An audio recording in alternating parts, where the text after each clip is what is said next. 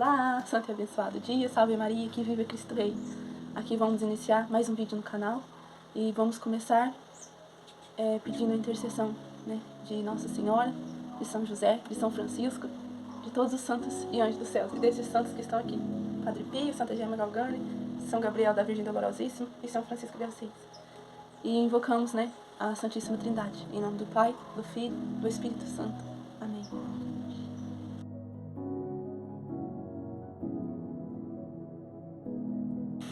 Hoje vamos começar o nosso novo cenário, que sejam todos bem-vindos.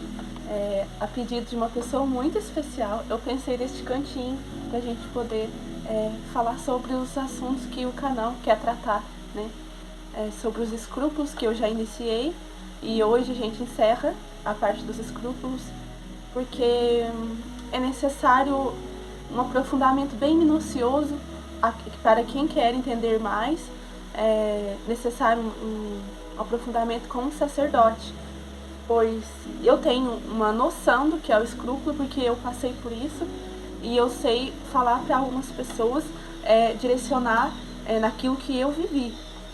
Mas caso alguma pessoa precise de um direcionamento mais profundo, é melhor que busque um sacerdote e esteja confiante, que o próprio Cristo, através do sacerdote, vai te tirar destes escrúpulos, vai te curar destes escrúpulos. Então, o que eu peço às pessoas que, mesmo lutando contra esse mal para a nossa alma, em certa extremidade ele causa um mal. Então, essas pessoas que não conseguem controlar, amenizar essa situação, é melhor que busquem um sacerdote. Nessa parte dos escrúpulos, a gente tem a dizer que os escrúpulos, ele, de uma certa forma, ele pode ajudar, e de uma certa forma, ele pode não ajudar. No que ele pode ajudar e no que ele pode não ajudar. Quando a gente tem um certo escrúpulo de certas coisas, a gente evita de fazer coisas que possam desagradar o outro. Tanto é que quando alguém na nossa vida cotidiana faz algo contra nós ou que não percebe, a gente logo diz aquela frase, essa pessoa não parece ter escrúpulos. Quer dizer que ela não percebe o mal que ela faz. Então, uma certa pitada de escrúpulo faz bem. Não exagerado. Aí, por que o exagero do escrúpulo faz mal? Sabe qual a causa de Lutero, de Martinho Lutero, ter saído da Igreja Católica e fundado sua própria igreja, com seu próprio pensamento? É a excessiva medida de escrúpulos que ele tinha. Ele nunca se saciava, sabe? Ele confessava e achava que a confissão não fazia muito efeito nele, porque faltou humildade. Porque quando a gente confessa e a gente erra, a gente sabe que saindo da confissão, o demônio ele nos rodeia como um leão, isso diz nas escrituras. Então a gente tem que saber que saindo da confissão a gente está vulnerável a todo tipo de pecado.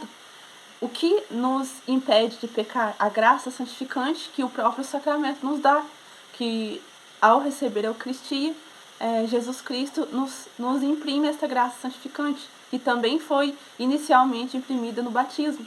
E quando a gente participa dos sacramentos, a gente está procurando por nossa vontade, dizendo sim como Maria, dando continuidade a esta graça santificante. Porque quando a gente peca, a gente perde essa graça santificante. Por isso que quando a gente está em pecado mortal, a gente diz que a gente não está em estado de graça. Porque estado de graça é quando a gente está vivendo os sacramentos. Participando da Santa Missa aos domingos, comungando, indo ao sacramento da penitência, que é a confissão, fazendo obras de misericórdia, de caridade. E principalmente a de caridade, porque o que importa ter dom de línguas, do que importa ter o mundo inteiro aos nossos pés, o que importa a sabedoria humana, o que importa a saúde, o que importa se não tiver a caridade. A caridade é a porta de entrada das outras virtudes. E se a gente não tem a caridade, certamente, dificilmente a gente vai conseguir as outras virtudes. Porque nos falta o bem mais precioso, falta a porta de entrada, que é a caridade, a humildade, a obediência, o amor, todas essas são irmãs. Então, se há caridade, há amor. Se há amor, há bondade. Se há bondade, há humildade. Se há humildade, há compaixão. Então, tudo isso é ligado uma coisa na outra. Elas andam unidas. Então, voltando no escrúpulo, né? O escrúpulo, ele impede, por conta de a gente ficar com aquilo no nosso pensamento. Ah, mas eu não sou bom bastante, eu confesso, vou e caio de novo nos mesmos pecados confessados. Isso é o escrúpulo, porque a gente sabe que a gente é pecador. E a gente sabe que a gente depende da misericórdia de Deus, né? Há uma história, um fato, não lembro a fonte, mas é de dentro da Igreja Católica, então eu vou partilhar o ocorrido. Porque em questão de nome, data, número, nossa, eu sou péssima de lembrar. Então vamos ao que importa, a mensagem. Pois então, dizia, né, que uma santa, ela via Jesus. E essa santa, ela foi até o confessor. Indo ao confessor, o confessor, na sua infinita sabedoria, porque ele é o próprio Cristo na terra, Deus já dá uma sabedoria especial ao sacerdote para ele dirigir as almas. Por isso que a gente tem que confiar num sacerdote. Olha, atenção, observação aqui. Um sacerdote que ele dá exemplo em sua vida de santidade, a gente pode confiar. Por isso que nas Escrituras diz, conhecereis a árvore pelo fruto que ela dá. Então, um sacerdote mau ou um sacerdote bom, ele vai continuar sendo sacerdote, independente da conduta. Porque as mãos foram ordenadas, né? Na sua ordenação, ele foi imprimida ali nele, né, a autoridade de ser pai de um povo. E tem um santo que fala, não me lembro bem, perdoe se eu estou errado, mas eu acho que é São João Bosco que diz, um sacerdote no inferno ou no céu ele é sacerdote, porque ele tem as mãos consagradas, ele realiza ali o sacrifício de Cristo. Então, aí, voltando no fato, na história, a santa diz que viu Jesus Cristo, e o sacerdote aconselhou que na próxima vez que ela visse Cristo, era para ela fazer uma pergunta para ele. Jesus Cristo apareceu para ela, e ela fez essa pergunta para Cristo. E retornando depois ao sacerdote, ao seu confessor, ela disse ao padre, padre, eu fiz a pergunta que o senhor me pediu para fazer, porque Jesus apareceu para mim de novo. Aí ele falou assim, mas o que ele disse? A pergunta era o seguinte, a santa perguntou a Jesus Cristo, qual que era o seu último pecado confessado? Aí Jesus Cristo disse para ela, não me lembro as palavras perfeitamente, mas foram nesse sentido. Jesus Cristo disse para ela, eu não me lembro dos seus pecados, já foram confessados e você já está perdoado. Aí ela foi com o padre, né, partilhou com o padre. Aí o padre falou assim, pode confiar e a partir de hoje você escreve tudo que ele te disser, porque é o próprio Cristo. Porque Jesus Cristo não lembra dos nossos pecados. Ali, quando a gente confessa, todas as nossas culpas são apagadas. Então, ele não lembra dos nossos pecados. Aí, se fosse o demônio, né, porque o demônio, ele pode, né, se materializar ali numa feição parecida com um anjo, com um Cristo, ou até com Nossa Senhora, com algum dos santos, né, ou até com alguém da nossa família que já faleceu, ele pode tentar, né, numa fisionomia de alguém que a gente conhece. Então, por isso que é de grande importância ter atenção nessas coisas, né? Porque o demônio, ele pode fazer qualquer coisa. Ele não se materializou em forma de uma serpente para enganar Adão e Eva. Pois então, ele pode se materializar em qualquer outra matéria, seja ser humano, seja animal. Então, é bom ter essa atenção. Então, continuando, né? Se fosse o demônio, ele ia acusar ela do último pecado confessado, porque o demônio, ele é um acusador. E é isso que ele fazia com Lutero. Nos escrúpulos, a gente, quando está extremamente passando, né, dos limites do escrúpulo, ele abre brechas para o demônio agir na mente da gente, no coração da gente e destruindo a alma da gente. Então, se fosse o demônio ali, né, materializado em forma de Cristo, ele iria acusar a santa dos últimos pecados confessados. E já que o padre teve ali a certeza que era Jesus, porque Jesus não acusou, ele disse que não lembrava mais dos pecados da santa. Então, quer dizer que todos os nossos pecados confessados, cumpridos a penitência que o padre nos pediu, eles estão perdoados. Aí algumas pessoas, né, vão me perguntar, mas se estão perdoados, por que o sentido do purgatório, então? O purgatório, ele é um estado que a alma passa para purificação. É como se acontecesse... Eu vou ver um exemplo aqui palpável para me explicar. É como se eu escovasse... Aqui tem uma escova, mas ela não serve mais. Isso aqui eu reutilizei. É que eu faço pintura, então às vezes eu pego uma escova pra usar como pincel. Aí tá aqui no meu potinho de lápis. Então, voltando lá. É como a gente escovar o dente. Se eu pego a escova sem a pasta de dente e vou lá e escovo os dentes. Eu só passei água nos dentes, né? Então, a pasta de dente serve para purificar, né, as bactérias, tudo que existe nos nossos dentes aqui, né? Tudo que a gente precisa limpar, fazer uma limpeza total. Eu gosto de usar coisas palpáveis. Então, se a gente pegar uma escova de dente, a gente não vai escovar só com água. Existe um produto que a gente usa para limpar os dentes, que é a pasta de dente, que serve para purificar, né, os nossos dentes. Purificar quer dizer tirar aquilo que há de ruim, né? Tirar a mancha, tirar o que pode destruir, né? Então, quer dizer, a nossa alma, ela, por mais que a gente confesse aqui na terra, que a gente faça obras de misericórdia, de tudo que a gente fizer, vai ter a mancha do pecado original, né? Então, até no livro da consagração de Nossa Senhora, né, do Tratado da Verdadeira Devoção à Santíssima Virgem, fala, né, que a gente, todas as boas obras nossas, por mais que a gente busque fazer tudo corretamente, tudo conforme nos pede, né, os mandamentos da igreja, conforme nos pede, né, os santos escritos dos patriarcas, dos santos, né, os ensinamentos de Cristo, os ensinamentos de Nossa Senhora pelas suas ações, por São José pelas suas ações. Por mais que a gente faça no nosso pensamento perfeitamente tudo que a gente precisa fazer, a gente ainda não faz com perfeição, porque a gente tem uma culpa original impregnada em nós, em consequência do pecado de Adão e Eva. Então, isso acarreta em nós que tudo que fizermos ainda vai ter aquela mancha. Então, o purgatório, ele é o estado onde a alma se purifica, daquilo que ela não conseguiu se purificar aqui na Terra. Aí, as pessoas vão me perguntar agora, vai me questionar agora. Então, se todas as pessoas que viveram aqui na Terra, fizeram obras de caridade, se confessaram, ainda passam pelo purgatório, por que os santos, então, não passam pelo purgatório? Detalhe, alguns santos passam pelo purgatório, alguns não passam. E se alguns santos passam pelo purgatório, é para purificar aquela pequenina mancha, mas muito pouco, sabe? É como se fosse uma casquinha de ovo de uma mancha que ele ou ela não conseguiu se purificar aqui. Mas imediatamente purificado isso, né, esse pequeno detalhezinho, ele já vai imediatamente para o céu. Agora eu não vou lembrar a fonte, mas tem uma moça, não sei se ela chama Beata Maria Simo, que passou por uma situação de ver o purgatório, o céu e o inferno. E ela disse, eu não sei se é Glória Maria ou se é Beata Maria Simo, alguma coisa assim, só que eu não me lembro agora. Me desculpe por não ser tão atenta aos detalhes, mas eu vou me atentar aos fatos. Ela disse, né, que o purgatório ele é cheio de etapas. Então, à medida que eu preciso me purificar, a minha alma se encontra em tal etapa, nesse estado de purificação. E aquele que foi que precisa ser mais purificado no purgatório, a etapa dele é mais inferior no purgatório, quer dizer, é mais sofredor, sabe? Entre aspas. E aquele que precisa de menos purificação no purgatório, a etapa dele está mais perto do céu. Então, quanto mais perto do céu, como que eu vou dizer assim? Mais refrescante vai ser a purificação.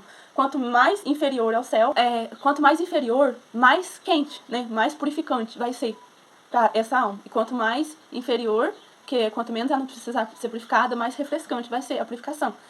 E observação, no purgatório, diz essa moça, né, que eu confio porque eu sei que alguns santos já foram para o purgatório e a descrição é igualzinha, é a mesma. Às vezes descreve com palavras diferentes, mas tem o mesmo sentido. Então, ela disse que a purificação no purgatório,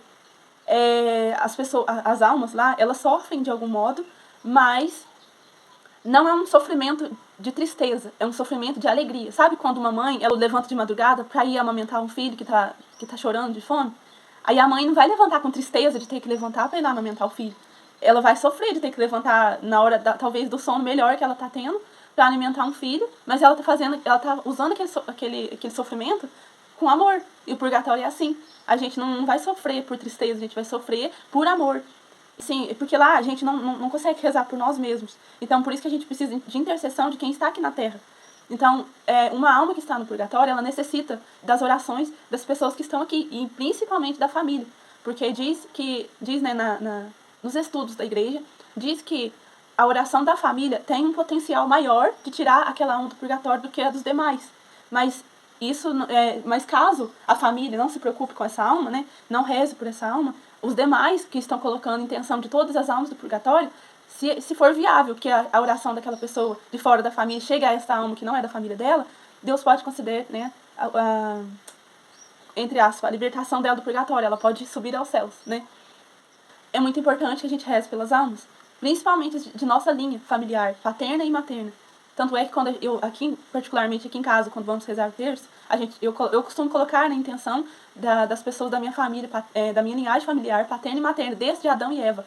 Porque os meus antepassados, talvez eles não rezavam para os antepassados deles. Então, se eu colocar, né, nessa intenção, rezar por todos, pela linhagem familiar, paterna e materna, desde Adão e Eva, Deus está olhando por todos, eu tenho certeza disso. E depois que a gente consagra, né, faz a consagração de Nossa Senhora, quando a gente se consagra a Nossa Senhora, a gente aprende que tudo o que é nosso é dado às mãos de Nossa Senhora, para que ela possa cuidar pra gente. E o livro diz, né, que a gente entrega tudo de nós a ela. Então, todas as minhas intenções, os meus pedidos, né, as orações que faço, é na intenção de quem ela quer salvar. Porque Nossa Senhora, já que ela está tão perto das almas, ela e São Miguel, eles sabem melhor quem precisa ser salvo, né? Quem tem mais urgência de ser salvo do que eu, que estou aqui, que não vejo, né? Quem está lá, como estão.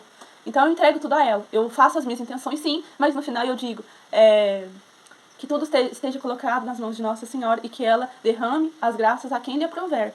Então, ou seja, a quem mais necessitar. Nossa Senhora sabe disso. Então eu entrego a ela. E confio. Eu faço a minha parte, é entregar e confiar. Né? E eu sei que ela vai fazer o melhor para cada um.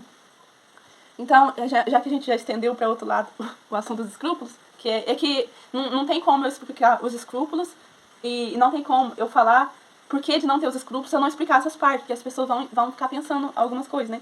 Que eu sei que os escrupulosos pensam em 10.001 coisa e tudo há uma solução. Deus já pensou em tudo. Há uma frase que as pessoas sempre repetem. Aqui nesse mundo tem solução para tudo, menos para a morte. E eu digo, mentira, porque Deus, Jesus Cristo,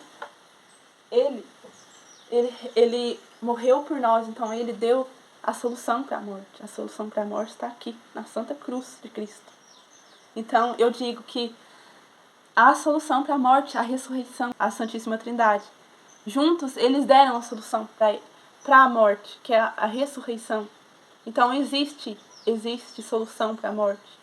As pessoas que dizem, né, essa frase, às vezes eu escuto aqui e eu digo, nossa, Jesus Cristo deu solução para a morte, a ressurreição. Futuramente ganhar a salvação eterna, ressuscitar com Cristo. É para isso que a gente luta aqui, né? Não é para ganhar dinheiro, não é para ser conhecido, não é para ganhar o mundo, né? Diz a Escritura, o que adianta ganhar o mundo e perder a sua alma? Então há algo muito mais valioso do que aquilo que está aqui nesse mundo. É claro que como somos humanos, necessita de suprir as necessidades corporais. Então não dá para não viver aqui, né, normalmente como um ser humano. A gente tem que viver, né, conforme a necessidade do corpo pede. Mas com o pensamento, diz um santo, né, andar aqui na terra, mas olhando para o céu, com os pés na terra, mas com os olhos no céu. É isso. Então os escrúpulos, ele é vencido na medida da confiança que a gente deposita, né, em Deus. Naquilo que Deus nos pede, que é o que Ele mais pede, é pra gente confiar.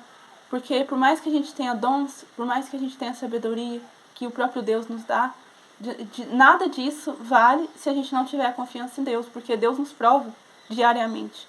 Então, em algum momento, Ele pode colocar a nossa sabedoria contra nós mesmos, Ele permite, né, isso, para que a gente possa entender que mesmo que a gente tenha sabedoria, isso não é nosso, é dele.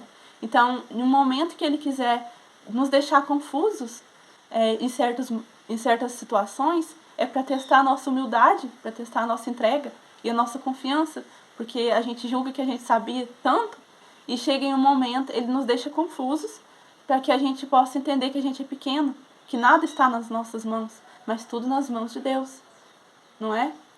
Eu não sei se é Santo Agostinho, que teve um fato ocorrido na vida dele, né, que ele disse que queria descobrir, né, a grandeza de Deus, o que era Deus, a sabedoria de Deus. Ele queria desvendar o que era Deus. E apareceu um menino, não sei se é o próprio Cristo em menino ou se era um anjo. Ele disse assim, é mais fácil que você coloque o mar dentro deste balde do que você descobrir a grandeza de Deus. Se a gente descobrir a grandeza de Deus, a gente já perdeu a fé, porque Deus não cabe no nosso intelecto. Somos muito inferiores, muito limitados. Então, Deus, ele é muito grande, muito, muito, muito imensuravelmente grande. E ninguém vai conseguir desvendar o que é Deus 100%. A gente consegue participar do amor de Deus, da bondade de Deus de tudo aquilo que Ele criou. Mas a gente não consegue, né, desvendar o que é Deus. Isso vai ser revelado, não sei se vai ser revelado, mas creio eu que vai ser revelado, né? Quando a gente estiver com Ele, a gente vai poder ver a face de Cristo, de Deus, né? Da Santíssima Trindade. A gente vai poder compreender melhor como é esse Deus que nos ama tanto. Mas aqui só basta confiar, viver conforme Deus nos pede, porque Deus é o autor do bem. Deus não faz nada que não seja bom. E tudo que é mal, Ele contradiz a Deus. Porque Deus é fonte de bem, Deus é fonte de misericórdia, Deus é fonte de amor. E não nos esqueçamos, Deus é fonte de justiça também. A justiça vem do que é bom, e a bondade vem da justiça.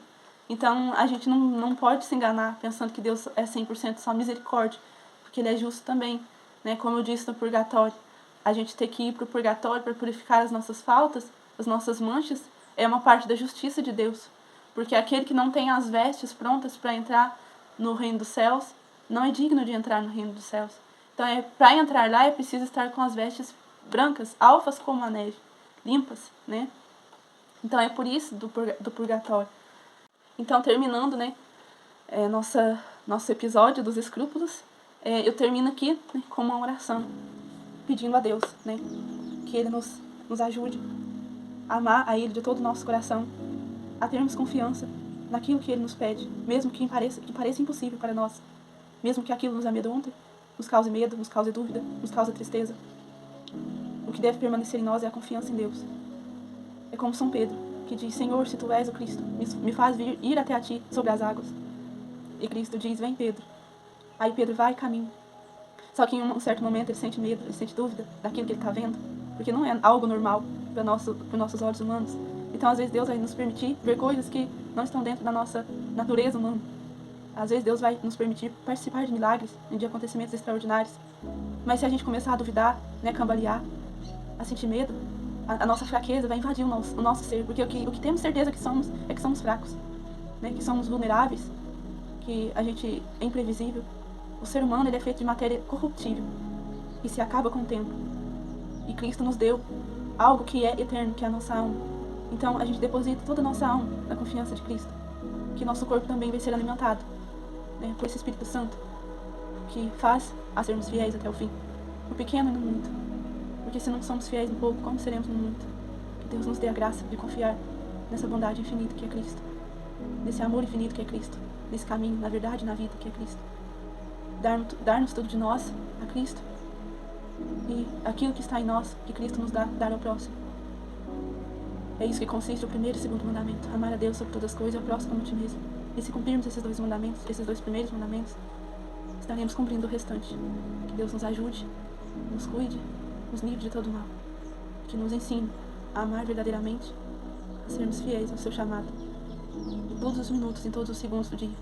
Porque somos chamados a amar a Cristo em tudo que fazemos. Seja lavar uma louça, seja limpar uma casa, aos homens que trabalham na roça, sejam carpir, sejam fazer a manutenção do café, né? Que todos nós sejamos chamados a amar a Cristo em tudo que fazemos. E isso não vai depender da nossa fortaleza, né? Isso não vai depender se somos fortes ou não. Isso vai depender da nossa entrega. Porque a gente é fraco, sim, a gente é pecador, sim, mas isso não pode impedir a gente entregar tudo que temos a Cristo, tudo que somos a Cristo. E que seja feita a vontade de Cristo em nossas vidas.